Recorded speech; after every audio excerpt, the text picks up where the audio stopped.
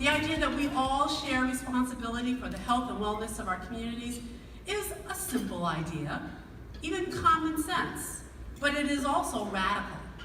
And I'm reminded of just how radical it is whenever I speak with people about mental health all the time and all around the country. Challenges like mental illness and substance use disorders are incredibly common in our society, but so many people suffer alone. Some people have no one to talk to. Others may be too ashamed to talk openly about their struggles. The stigma is great. People may think that others will judge them, and many people are afraid to seek help because of that. And the truth is that we're all in this together, all of us. And let me just show you. If you've been affected by some kind of mental health challenge, either personally or through someone you care, can you please raise your hand right now?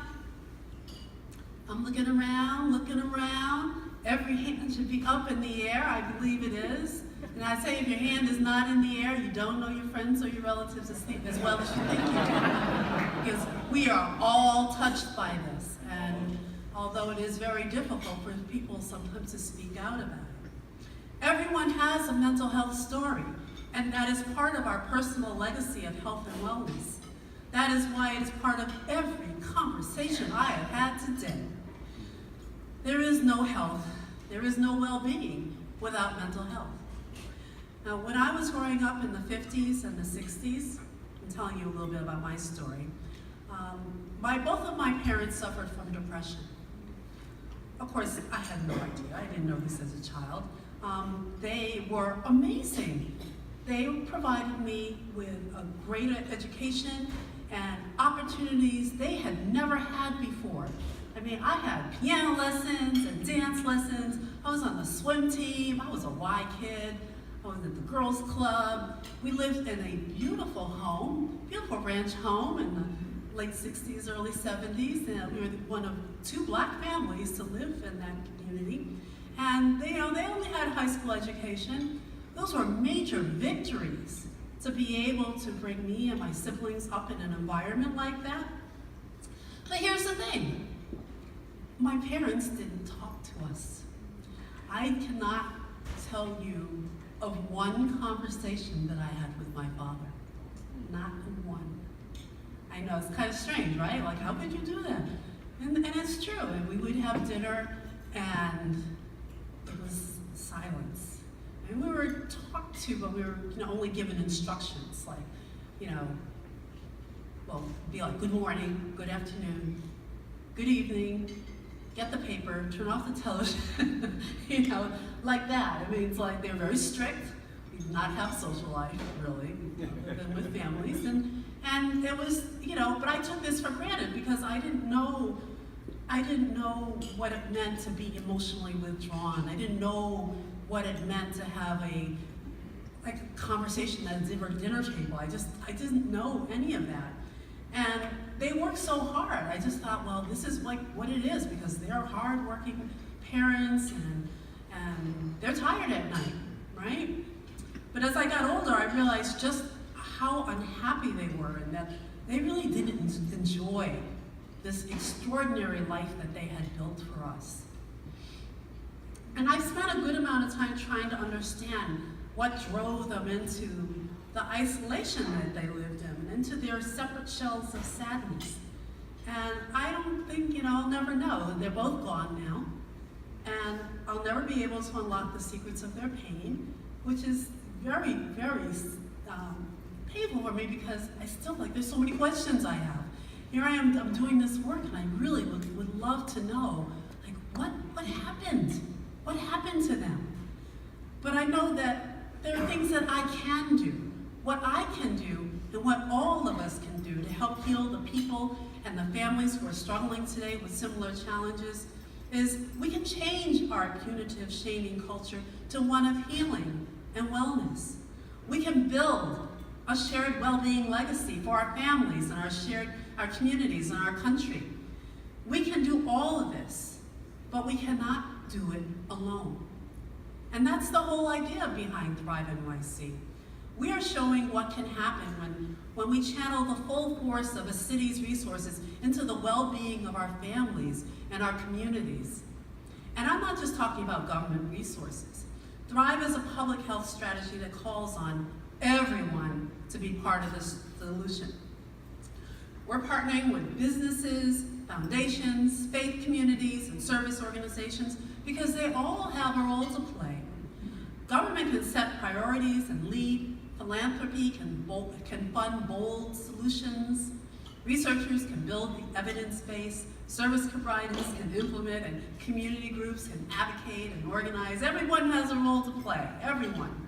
And what we're doing isn't only about mental health programs. The failure to address mental health has limited the effectiveness of well-intentioned efforts across all policy areas, from education to criminal justice to housing.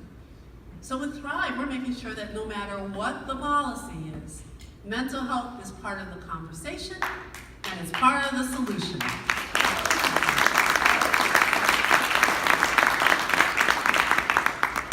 So Thrive is still in the early stages. I'd say it's a toddler now.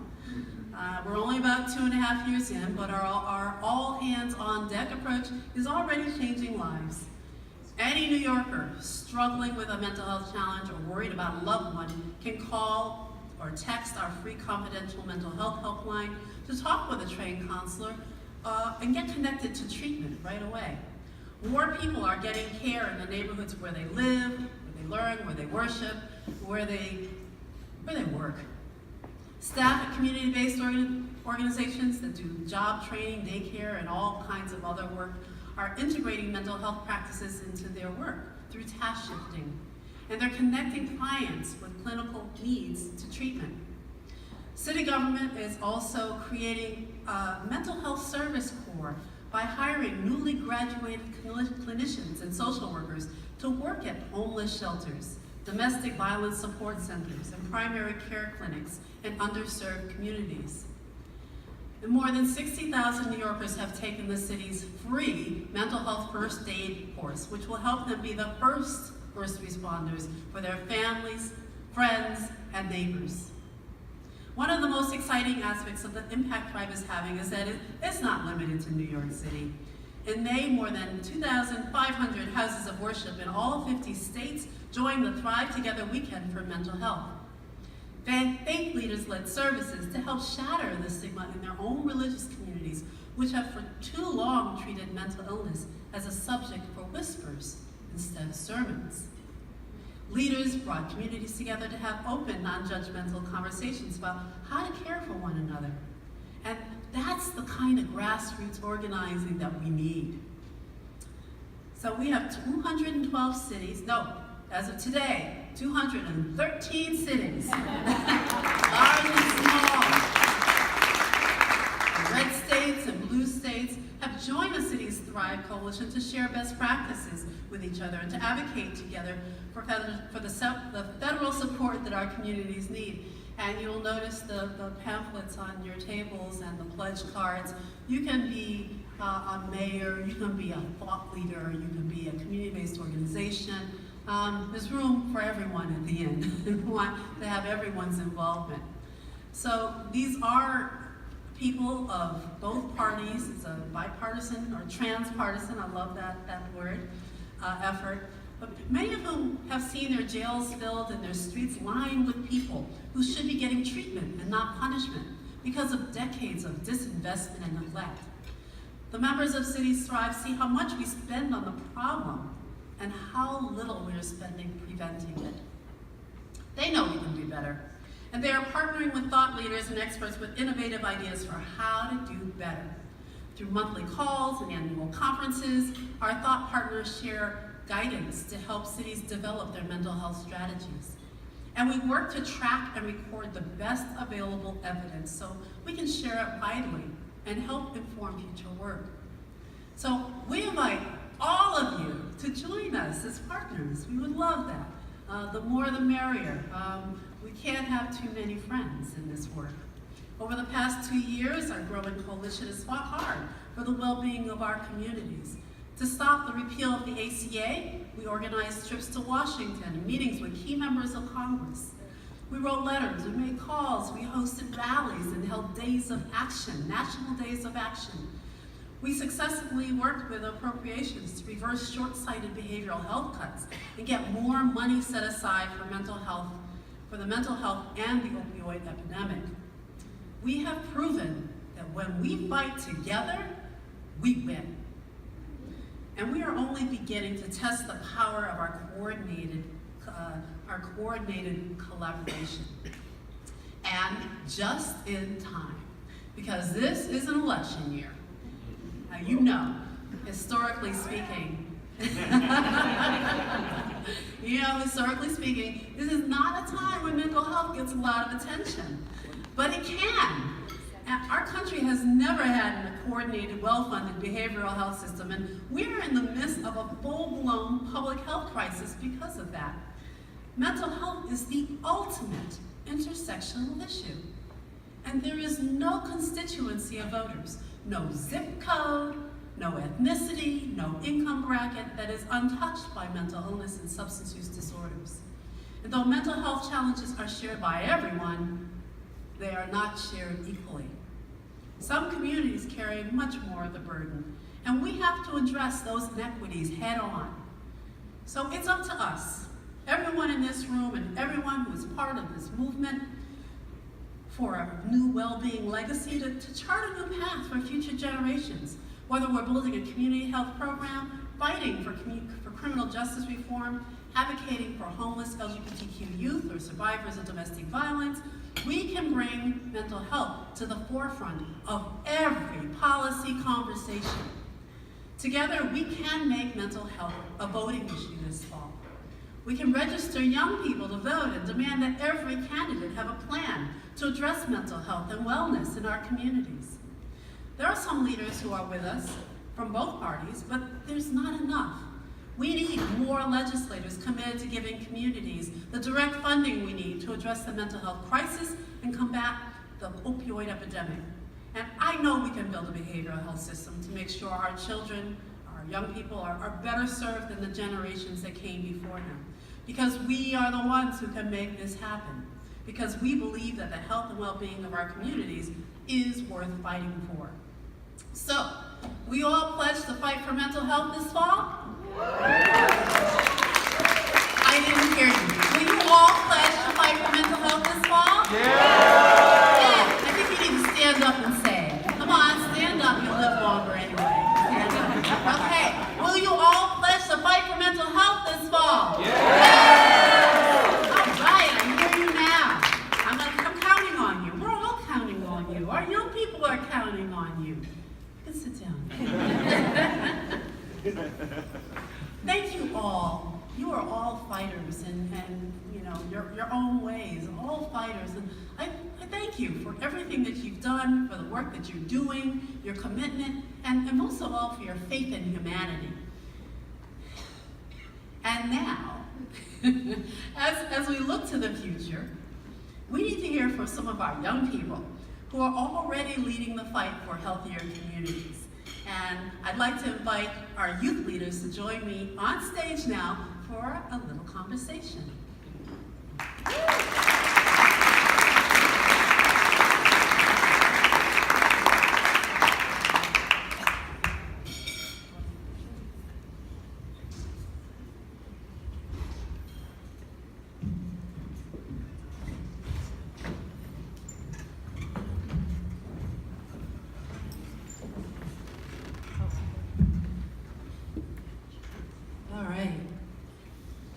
Far away from you, but it's okay. This is good. All right, now, I'd like to begin by asking all of you to introduce yourselves and the work you do in your communities. Kelly, would you like to begin? So my name is Kelly Davis. I'm the Director of Peer Advocacy Supports and Services in the National Office of Mental Health America. And in terms of my work with young people, I lead our Collegiate Mental Health Innovation Council. Basically, we'll talk more about background, but essentially I was going into a lot of meetings and hearing we need to do awareness and we need more clinicians on campus, and I was like, okay, I was on campus and that didn't solve my problem. Let me go find young people who are actually doing the things. So we have 15 members we're getting our new round next year, but we have 15 members, students from all different campuses across the U.S. who've created innovative programs that fill gaps in traditional supports and services on their campuses. Hi, my name is Samuel Getachew. I'm 15 years old. I'm a student activist, poet, and organizer from right here in Oakland. Recently I've been doing a lot of work around gun control and gun reform and student organizing, and just generally mixing activism with art and finding creative ways to help other youth express themselves. Hi, I'm Keon Mackey, and I'm part of the Advisors Partners for Health and Guard Connections.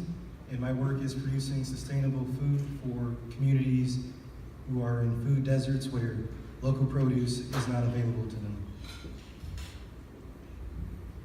And my name is Brian Sebastian. I'm a little too close.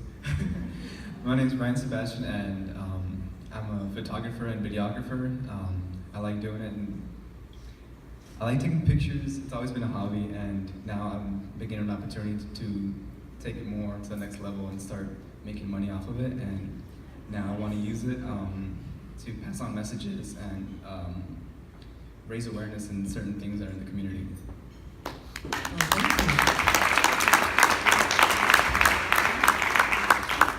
I think you could give them a little bit more applause. You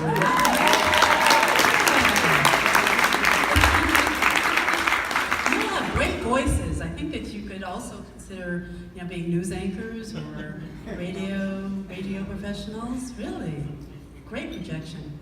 So, I noted that mental health is the ultimate intersectional issue affecting all policy areas earlier in my remarks. And we'd like to know if you could all share how mental health connects to the work that you do to build community wellness. Kelly?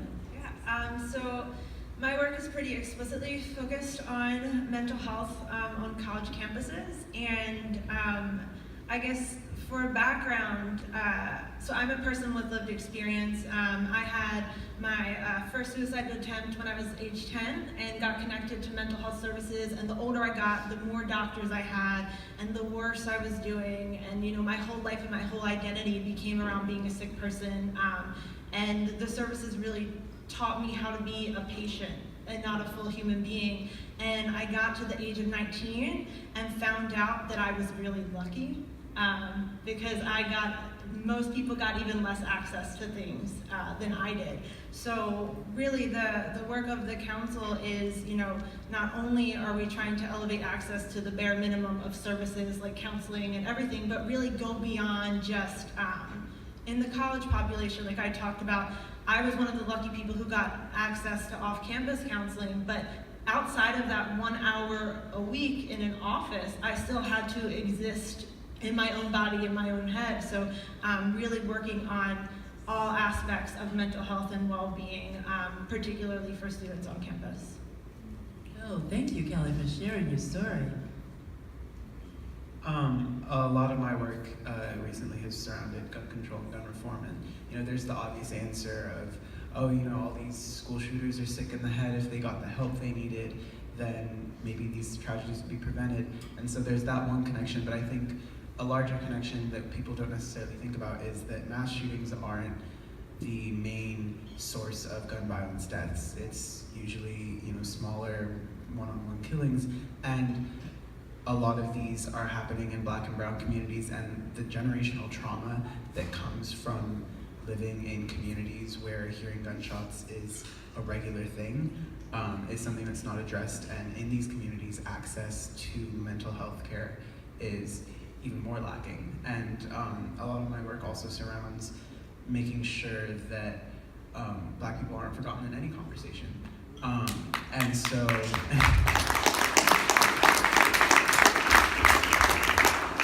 African American adults are, I think it's around 20% more likely to report psychological distress than any other group. And Black teens are, I think, around 25% more likely to attempt suicide. And in the Black community, mental health is even more stigmatized than I think it is in other communities. And there's this idea that this is a white problem and this isn't something that's real, and it's always pushed aside. And so yeah, I think that's right. Thank you for bringing that up, Samuel. You know, we have only in our nation, I think 5% of our psychologists are African American, so there is a lack of culturally competent care available as well. So, of course, people don't go looking for care when they don't know that there's people around that they can trust necessarily, professionals and clinicians.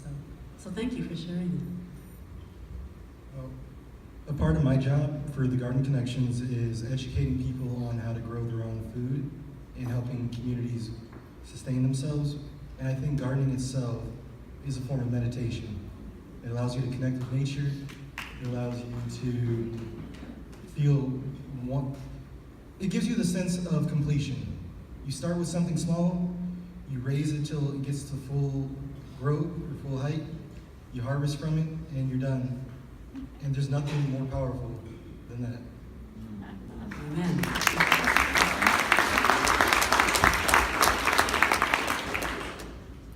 And for me, photography and video is more like a hobby. And in a way, when I take pictures, I like to think of, creative ways. And in that way, using my brain, if there's ever something going on, using my creativity as a way to kind of free myself and kind of really feel myself and connect myself with the camera and just think about how I'm going to take the picture. And if I really want to express myself, when it comes to editing, that's when I can maybe, I wasn't feeling too well that day, I could use black and white, then maybe you could show some emotion that way. If I was feeling a little happy, maybe I could use vivid colors or whatnot. And I feel that's a way that mental illness can be addressed, is by just using your hobby, whether it be sports, art, and using that as a form of escaping from reality for just a moment. So. Thank you, Brian. My next question is, we really want to make mental health the #1 public health priority in our country and a true election issue. But to do that, young people are going to have to help us lead the way to get the attention that it really needs. So how can we bring mental health to the forefront of the national conversation, especially in this political climate? And how can we get other young people more engaged in this conversation? Great question.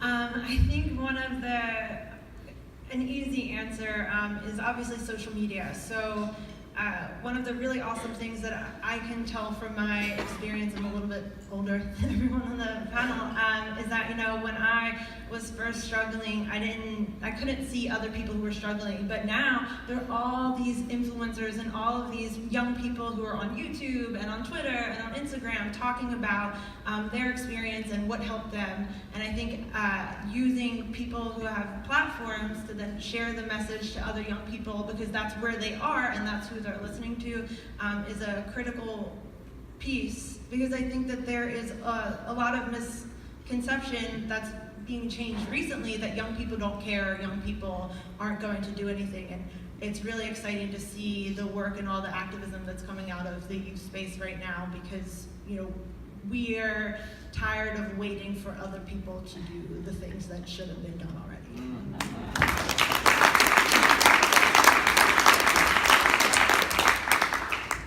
I mean, yeah, following on that note, a lot of people are always asking me, when did you start thinking about these things? Why are you socially aware when you're 15? Why aren't you, playing football in the street? And I'm like, all of the political awareness that I have and all of the ideas that were planted in my mind were all from resources created by other young people online. And our generation is one of the most politically engaged generations. We care a lot more than I think people realize that we do. And I think one of the easiest ways to make us passionate about an issue is to politicize it, because right now there's a whole lot of political rage that we have.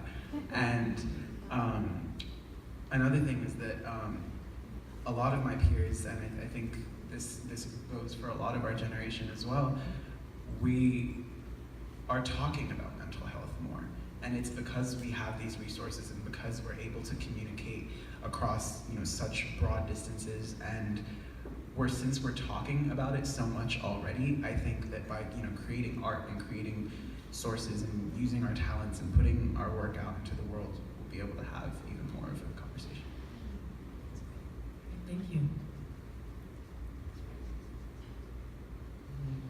I think by having that reach from our elders, having that information out there, knowing that we have a voice and what we say has meaning, we bring a lot more youth into the conversation. So I think that's one great way we can start in incorporating more youth and having them wanting to join in on these types of conversations. Great. And tying back onto what you both said, that's where also photography and video comes in as well. YouTube, that's all video. Social media, you could post pictures, you could write posts, but that's where the pictures come in. And thinking about a way to really take the picture and make it meaningful. I've heard a picture's worth 1,000 words. You could explain so much in one picture.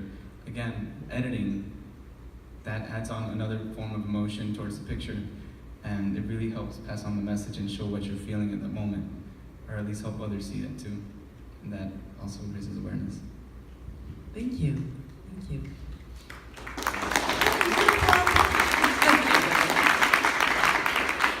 My staff is going to kill me, but I'm thinking we should have, Cities Thrive youth thought leaders too. Yeah.